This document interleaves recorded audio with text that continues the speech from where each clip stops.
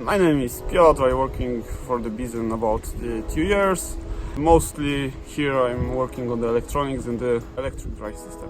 Merge the work and the hobby. What's so special for the BZEN bikes? It's clean design.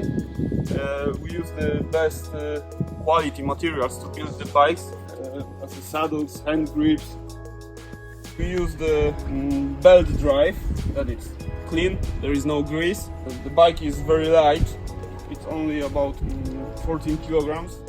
The battery is hidden inside the frame in this downpipe. To remove the battery you must remove the bottom bracket, and then you can see there is a housing opening that you can remove the motor controller and the battery.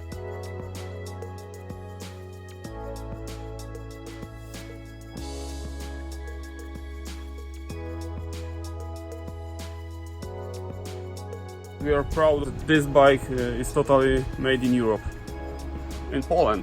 I work at the CNC machine.